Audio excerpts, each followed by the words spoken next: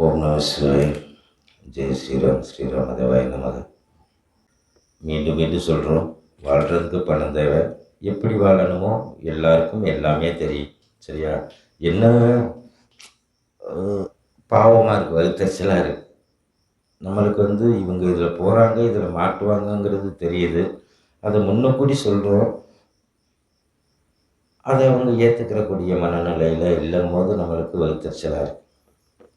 இப்போ சமீபத்தில் நடந்த ஒரு உண்மை சம்பவம் தான். எல்லாமே உண்மை சம்பவம் தான். நிறையா கதையாக சொன்னால் டயமாகும். ஒரு ஃபைனான்ஸில் ஒரு பையன் வேலை பார்த்தான். நம்ம கோயிலுக்கு அடிக்கடி வருவான். அந்த கொரோனா நேரத்தில் நம்ம டியூ கட்டலைன்னு வருவான். அப்போ நான் சொல்லுவேன் அந்த பையன்கிட்ட, தம்பி இந்த வேலை வேண்டாம்ப்பா, இந்த உன் கம்பெனி பொய் சொல்கிற கம்பெனி, பேசுகிறதுக்குள்ளே பொய்யாவே ட்ரைனிங் கொடுக்கும். அதனால் நீ யாருக்காகவோ யாரோ சம்பாதிக்க என்னைட்டு பொய் சொல்லுவேன். அதனால் இது இந்த பொழப்பு வேண்டாம், இதை விட்டுருப்பா அப்படின்னு. அந்த பையன் நல்ல பையன்தான். ஓப்பனாக பேசினேன், சாமி நான் டிகிரி முடிச்சுட்டு 2-3 வருஷமாக வீட்டில் இருக்கேன், ரொம்ப கஷ்டம், எங்கள் குடும்பத்தில் சமாளிக்க முடியல, நானும் வேலைன்னு தேடுறேன், வேறு வேலை கிடைக்கவே மாட்டேங்குது சாமி, சாப்பாட்டு கூட வழி இல்லை, அதனால தான் இந்த வேலைக்கு வந்திருக்கேன் அப்படின்னேன்.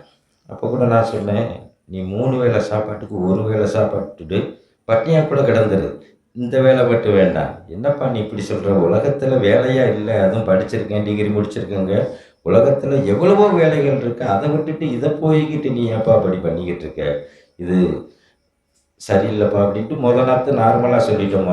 மொதல் மாதம். மறாவது மாதம் அவன் கொஞ்சம் ஃப்ரீயாக நல்லா ஆன்மீகத்தை பற்றி பேசுவான். சந்தனமும் வச்சுட்டு தான் வருவான். அப்போது சந்தனமும் வச்சதுனால தான் அவன் மேலே அக்கறைப்பட்டு நம்ம பேசணும். வெறும் நெத்தியாக இருந்தால் வந்தது கேட்டதுக்கு உண்டான பதிலை மட்டும் சொல்லிட்டு அனுப்பியிருப்போம். அந்த சந்தனமும் வச்சதுக்காண்டி நம்ம பிள்ளைங்கிற ஒரு எண்ணம் எனக்குள்ளே வந்துச்சு. நம்ம பிள்ளை இப்படி ஒரு ஆபத்தில் கஷ்டப்பட போதே, நல்லா கவனிச்சுக்கோங்க. சந்தன குங்குமம் வச்சதுனால மட்டுமே அவன்கிட்ட பேசணும். வெறும் நெத்தியாக இருந்தால் பேசியிருக்க மாட்டோம். சரியா? அப்போது மறாவது மாதம் வர்றான். எனக்கு சங்கடமாக இருக்குது. அந்த ஆடியோ கூட பழைய ஜிஸ்டத்தில் இருக்குது, அந்த பையன் பேசினது. அப்போது பேசிக்கிட்டே இருந்தோம். அப்போ மாட்டு பண்ணையில் தான் இருந்தோம். ஆன்மீகத்தை பற்றி பேசினோம், வாழ்க்கையை பற்றி பேசினோம். அப்போ நான் சொன்னேன், தம்பி டைம் ஆகுது, எனக்கு வேலை இருக்குப்பா அப்படின்னா. அப்போ எப்போ ஃப்ரீயாக இருப்பேன் நான் உங்கள்கிட்ட மனம் விட்டு பேசணும். அப்புறம் நைட்டு பேசணும், கிட்டத்தட்ட 2-3 மணி நேரம் பேசினேன். அதுக்கு பிறகு வாரம் ஃபுல்லாக டைம் கிடைக்கும் போது ஃபுல்லாக மெசேஜ் போடுவேன், சாமி ஃப்ரீயாக இருந்தால் பேசுங்கன்ட்டு. அப்போ நம்ம சொன்னோம் ஒரு கட்டத்தில் எதுக்கு சாமி என்னை இப்படியே சொல்கிறீங்க அப்படின்னாப்புல. அப்போ நம்ம சொன்னோம், ஒழிக்காமல் சொல்லிடவா அப்படின்னோம். சொல்லுங்கள் சாமி, எதாக இருந்தாலும் சொல்லுங்கள் அப்படின்னாப்புல. தம்பி உனக்கு கண்டம் இருக்குது, கண்டம்னா எது வேணாலும் நடக்கலாம், அதில் தப்பிக்கவும் செய்யலாம், காலமும் ஆகலாம். நீ பாவம் நல்ல பையனாக இருக்க, பக்திமானாக இருக்க, சாமி கும்பிடுங்க, சிவன்லாம் பிடிக்குங்கிற, ஆஞ்சநேயர் பிடிக்குங்கிற, அம்மா சாமி கும்பிடுவாங்கிற, சில விஷயத்தை மட்டும் நீ தவிர்த்துரு. ஃபஸ்ட்டு இந்த வேலையை ரிசைன் பண்ணிடு. அதுக்கு பிறகு இன்சூரன்ஸ் போட்டு கொடு, ஃபைனான்ஸ் போட்டு கொடுக்கு, இன்சூரன்ஸ் போட்டு கொடுக்குற, அது கூட ஓரளவு பரவாயில்ல, ரைட்டா? அதை நீ கண்டினியூ பண்ணு. நான் கூட ஹெல்ப் பண்ணுறேன், என் வண்டிகளுக்குலாம் நீனே போட்டு கொடு, எனக்கு தெரிஞ்சவங்கள்ட்டெல்லாம் உனக்கு சொல்கிறேன், அடுத்தவங்கள்ட்ட கொடுக்குற காசை உன்னிட்ட கொடுக்க சொல்கிறேன், அதில் வர்ற கமிஷனை வச்சுக்கோ. அதுக்கு பிறகு உனக்கு என்ன வேலை பிடிக்குது, எங்கே நீ விரும்புகிற, உனக்கு பழக்க வழக்கங்கள் எப்படி இருக்குன்னு சொல்லு, நம்ம ஆண்டவன் புண்ணியத்தில் ஆண்டவன்ட்டு கேட்டு கூட அடுத்த வேலையை நம்ம ரெடி பண்ணிடலாம் அப்படின்னோம். அப்போ அந்த பையன் சொல்லிட்டு தான் போனான், எனக்கு எத்தனை நாள் சாமி அந்த மாதிரி டயர் சரியில்லைன்னு. நம்ம கொஞ்சம் நாளை தள்ளி சொன்னோம், ஒரு 2-3 வருஷத்துக்கு கவனமாக இருப்பா அப்படின்னோம். ஆனால் எனக்கு 1 வருஷம்தான் தோணுச்சு. 1 வருஷம் அதிகபட்சம் 1.5 வருஷம் நம்ம எக்ஸ்ட்ரா கொஞ்சம் சொல்லிவிட்டு கொஞ்சம் கவனமாக இருப்பா அது இதுன்ட்டு சொன்னோம். சரி அப்படின்ட்டு அவன் கிரக சூழல், அவங்க வீட்டில் இந்தபடி தான் அசைவம் கொஞ்சம் சேர்க்கறதுனால சில பரிகாரங்கள் சொன்னோம். கோவிலுக்கு இது மாதிரி செஞ்சீங்கன்னா அதை கடந்துடலாம் அப்படின்ட்டு. அப்போது அவங்க அது நடக்க வேண்டிய கட்டமாக என்னன்னு தெரியல, வரலை அவங்க ஃபேமிலியில், அவங்க அப்பா அம்மாவும் அந்த பையனும் வரல. தற்செயலில் இப்போ இடையில சமீபத்தில் ஃபோன் அடித்தா அவங்க அண்ணன் தான் எடுத்தார். எங்கே அந்த பையன், சரியா பேர் கூட வேண்டாம், எங்கன்னாரு அப்படின்னு கேட்டோம். அந்த பையனுக்கு ஆக்சிடெண்ட் ஆகிடுச்சு, கோமாவில் இருக்கான், ஆஸ்பத்திரியில் இருக்கிறான், என் தம்பி தானே அவங்க அண்ணன் தான் அப்படின்னாப்புல. நம்மளுக்கு ரொம்ப மனசுக்கு ஆகா போச்சு, என்ன திரும்பி வர மாட்டானே. ஏன்னா எனக்கு அந்த அப்போ 1 வருஷத்துக்கு முன்னாடி அவன்கிட்ட பேசுனதுக்குள்ள ஞாபகத்துக்கு வருது. ஆகா போச்சு, இருக்க மாட்டானே அப்படின்ட்டு. சரி அப்படின்ட்டு இப்போ சமீபத்தில் போகும்போது திருப்பி அதே நம்பருக்கு அடிக்கிறோம். அவங்க அண்ணன் தான் எடுத்தார். என்னையா அப்படின்னு கேட்குறோம். இறந்துட்டான் சாமி தம்பி அப்படிங்கிறாங்க. பாருங்க.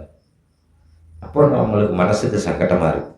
என்ன சங்கடமாக இருக்குன்னா, நல்ல பையன், நல்லா ஆன்மீகத்தை பற்றி பேசினா மணிக்கணக்கில் உட்காந்து தரையில் உட்காருவேன். பேண்ட்டு சட்டை போட்டு தான் வருவான். சாக்கில் உட்காருவான்னா கூட இல்லை சாமி இல்லை சாமின்ட்டு மாட்டு கொட்டாயில் சாணமாக தான் கிடக்கும். கீழே தான் உட்காந்து பேசிக்கிட்டே இருப்பான். ஆனால் அவன் சூழலை பாருங்கள், சொன்னதுகளை செய்ய முடியல, கடைப்பிடிக்க முடியல. தன்னுடைய கண்டத்தை கூட அவன் தெரிஞ்சுக்கிட்டான். தெரிஞ்சும் அதுலேருந்து மீள முடியாத சூழல் வந்து குடும்பத்து சூழல் இந்த மாதிரியெல்லாம் சிக்கும்போது நம்மளுக்கு வயிற்றுச்சலாக இருக்குது. நம்ம இவ்வளோ சொல்லியும் இவங்க கேட்காம இன்றைக்கி அந்த பையனை பாருங்க, திருமணம் கூட ஆகலை, இந்த இறந்து போயிட்டான். அப்போது வாழ வேண்டிய வயசில் ஏன் இப்படிலாம் இருக்கிறாங்க? கேவலம் அந்த உணவு தானே, ஏதோ வகுத்துக்குள்ளே ஒரு உணவு போகணும், அதுக்காண்டி ஒன்றும். அதுக்கு பிறகு பிழைக்க ஒரு வேலை வேண்டும். தர்மமா? 1000 ரூபா கிடைக்கிற லெக்கில் 100 ரூபா கிடைச்சா அதில் என்ன சந்தோஷமாக? நான் அந்த அடிக்கடி சொல்கிறது இதுதான். 5000 ரூபா முக்கியம் இல்லை, நேர்மையாக உழைச்சா 500 ரூபா கிடைக்குதா போதும், அவ்வளோதான். சரியா? இது எதுக்கு போய் பணம் பணம் அதை வச்சு என்ன என்னெந்த இப்போ போனாங்க வந்தாங்க, இந்தா சம்பாரிச்சது அம்புட்டும் பாவம் ஒன்று ஒரு 10 லட்ச ரூபாய்க்கு மக்காளி அப்படின்னாங்க. நிறையா சொன்னாங்க அவங்க அண்ணன். அதனால் இப்படி கடனாக வச்சுட்டு போயிட்டேன் அப்படி அது இதுன்ட்டு சொன்னாங்க, நிறையா காசு செலவு அப்படின்ட்டு. அப்போ நம்ம என்ன சொல்கிறோம்?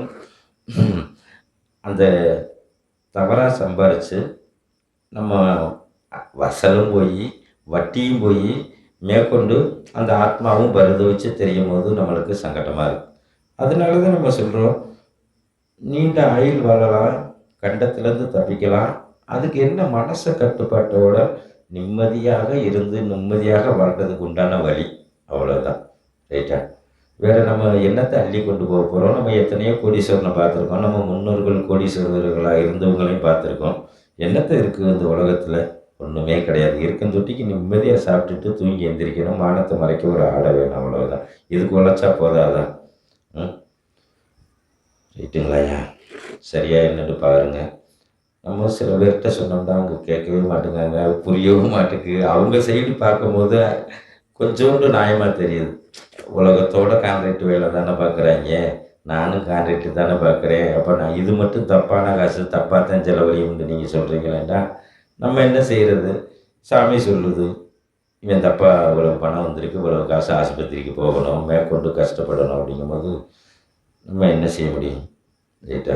நம்மளை உட்காந்து ஒவ்வொருத்தர் வீட்லேயும் உட்காந்து நம்ம பார்த்துக்கிட்டு இருக்கோம். தெய்வங்கள் சொல்லுது, நம்ம சொல்கிறோம்.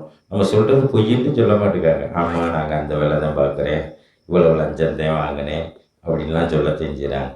அதை ஏன் பண்ணுறீங்க? இது தப்புன்னா நான் மட்டுமா பண்ணுறேன், உலகத்தோடு பண்ணுதே அப்படின்னா அதுக்கு நம்ம என்ன செய்ய முடியும்? சரியாயா? அவங்களுக்குள்ளது அவங்களுக்கு. என்னை பொறுத்த மட்டுக்கும் நிம்மதியாக வாழ்ந்து சந்தோஷமாக போகிறது எவ்வளவோ விஷயங்கள் இருக்குது. அதுக்கு நேர்மையான வழியில் உழைச்சி நேர்மையாக இருந்துட்டு போகிறது எவ்வளவோ பெட்டர். சரியா? நல்லதை நினைங்க, நல்லது செய்யுங்க, இறைவனை தொழுக மறந்துடாதீங்க.